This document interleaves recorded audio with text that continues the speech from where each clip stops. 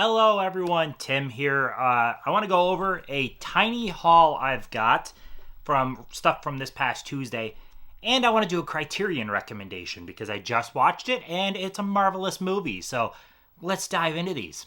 If you're not already a subscriber of this channel though, and you like movies, this first time coming to my channel, I wouldn't mind if you'd hit that subscribe button. It would help the channel. Maybe you'll be interested in some of the stuff I put out.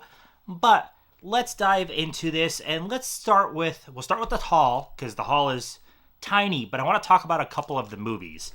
So I grabbed 4 movies this past Tuesday from Walmart.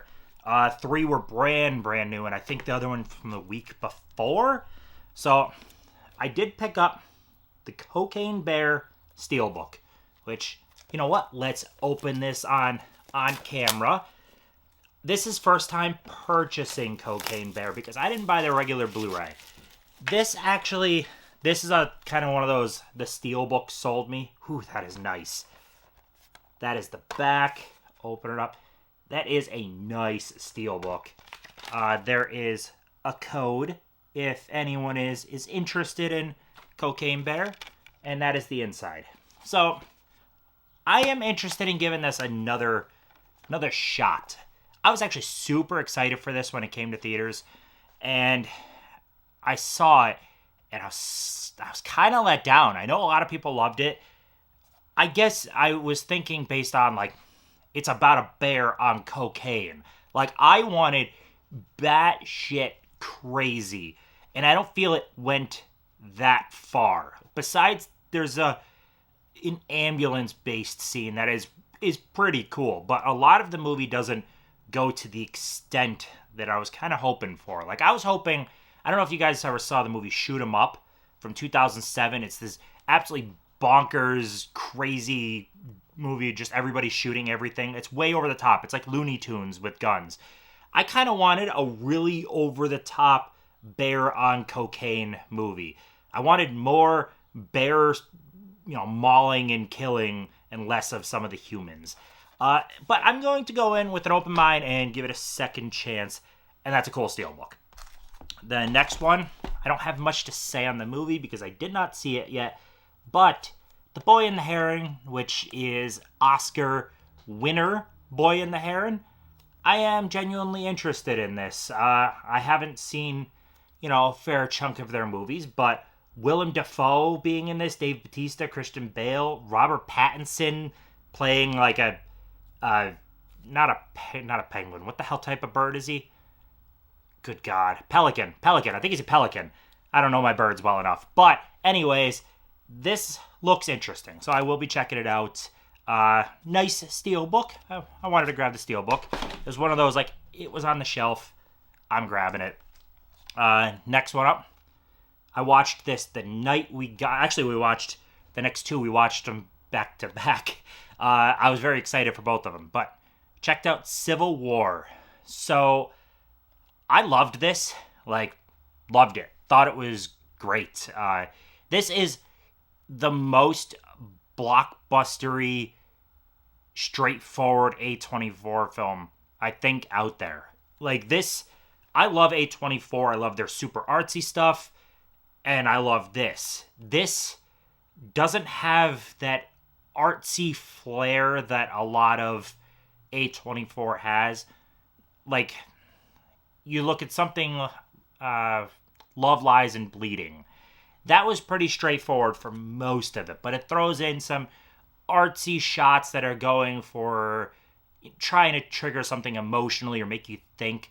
This makes you think, but it doesn't have those, like, artsy type shots, which I think people that don't like that would appreciate. This is pretty straightforward, to be honest. It is America is in a new civil war. You have California and Texas being the Western Front going against a president who has put himself in a 3rd term and has ruined the country. It was good. It was really freaking good. I do think anytime you touch politics in any way, you're going to piss people off. A movie like this was actually kind of ballsy in 2024, especially with like the political climate in the United States. Definitely kind of ballsy.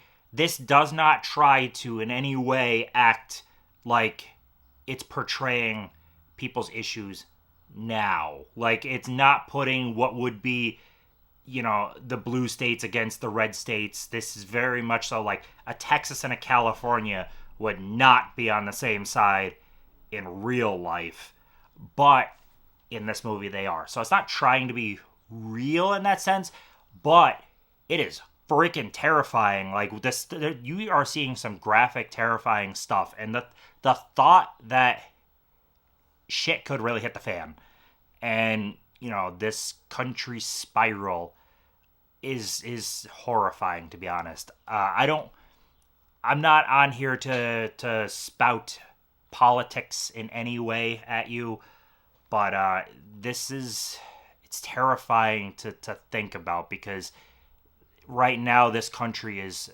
some of the most divided it has been in a long time. The right and the left are so far apart from each other in this country. It is insane. The hatred between both sides is insane. It makes you think. So I thought this was freaking great. This is basically a road trip movie, though, set it in a Civil War setting. Like, this is not grand scale Civil War. This is not trying to show you at the high level the war between the two. This is very intimate, following this small group of people on a road trip to DC to interview the president before shit finally hits the fan for good. Very, like I said, intimate movie. So do not, as long as you don't go in expecting, a full scale, this is the war at a high level. It's not that. It's great, though. It is so freaking great. And I followed up Civil War with Abigail. I followed this up with this. Drastically different movies. I have less to say on this than this.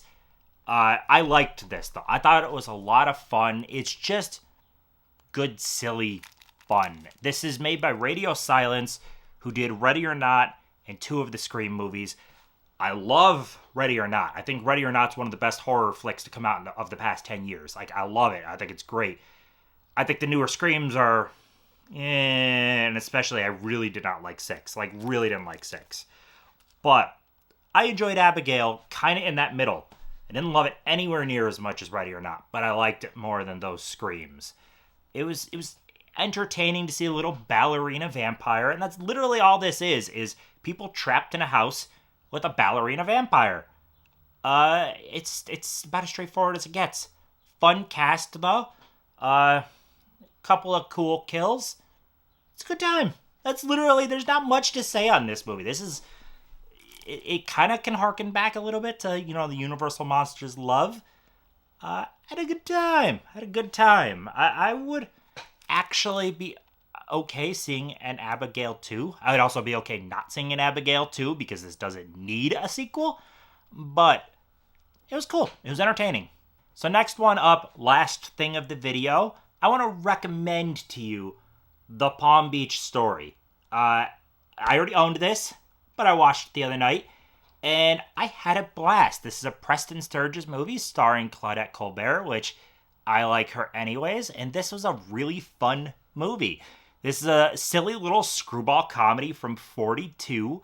It has Claudette Colbert's character is a wife who doesn't know a lot of stuff that makes a wife preferable in that time period. She's not the cook, the dressmaker. She's not a lot of stuff. And she thinks she's holding her husband back. Her husband's career is not taking off at all. She thinks she's holding it back. So she gets it into her mind for some reason that I'm going to leave him so that he could have a better life. I'm holding him back. So she just picks up and decides to leave at that, like, just leave with no grand plan. She ends up doing a whole bunch of things along the way. It becomes almost a road trip movie for a bit. She makes it onto this train full of a hunting club full of silly drunks.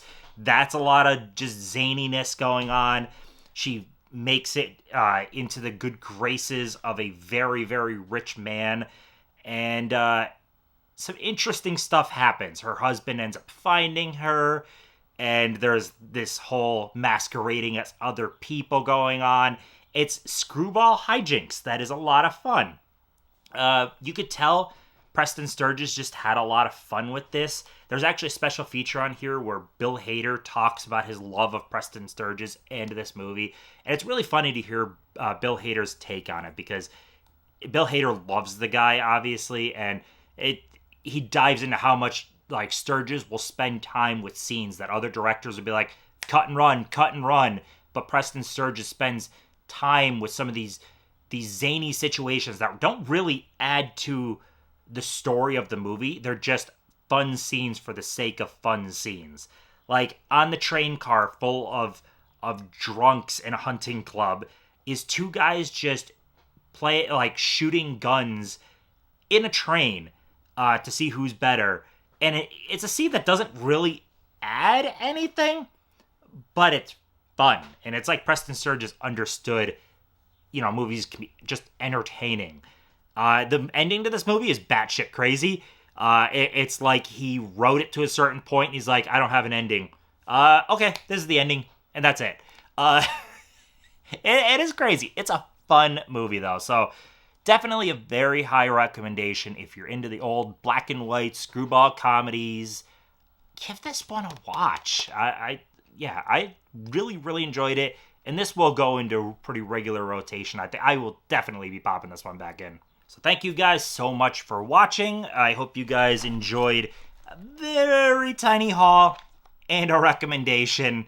I'm going to try to do hauls a little bit more, like not bulking them up. If I got 4 movies, that gives me time to talk on 4 movies instead of just, here's a movie that I watched, here's a movie. I got to spend a little bit of time on them. So maybe I'll try doing that a little bit more. Jurassic Park going in the background. That is all I've got, though, guys. Like, comment, subscribe, all that stuff, and I will see you in the next one.